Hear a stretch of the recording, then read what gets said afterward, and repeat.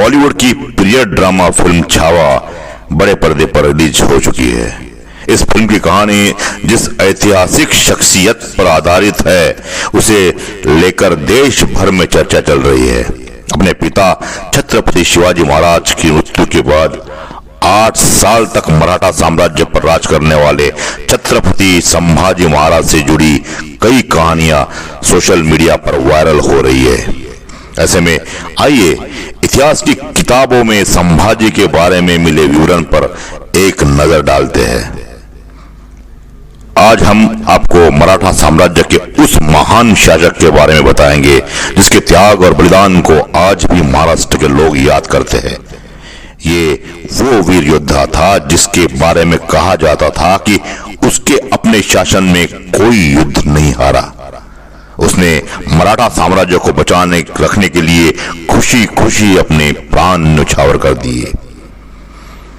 बात हो रही है छत्रपति शिवाजी महाराज के सबसे बड़े पुत्र संभाजी महाराज की।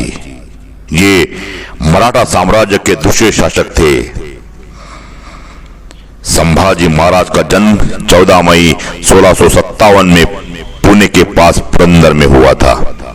जब वो 2 साल के थे तभी उनकी मां सईबाई का देहांत हो गया। उनका पालन पोषण उनकी दादी जीजाबाई ने किया। जब वो बड़े हुए तो शिवाजी महाराज ने उन्हें अच्छी शिक्षा पाने के लिए आमेर के राजा जयसिंह के यहाँ भेज दिया। संभाजी महाराज ने यहाँ घुड़सवारी, तीरंदाजी, तलवारबाजी और 13 भाषाएं की शिक्षा ली। 16 साल की उम्र में उन्होंने पहला युद्ध लड़ा जिसमें वो विजयी रहे। 1680 में शिवाजी महाराज की मृत्यु के बाद उन्हें राजगद्दी पर बिठाया गया। उन्होंने अपने 9 साल के शासनकाल में मुगलों और पुर्तगालियों को जमकर लोहा लिया और कोई भी युद्ध नहीं हारा। संभाजी के शासनकाल में मुगल मराठाओं के कट्टर दुश्मन थे। उनके खिलाफ संभाजी ने पहली बड़ी लड़ाई मध्य प्रदेश के बुरहानपुर में लड़ी।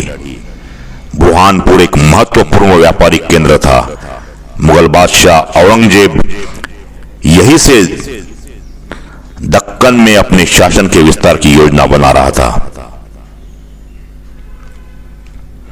मुगल बादशाह औरंगजेब यहीं से दक्कन में अपने शासन के विस्तार की योजना बना रहा था।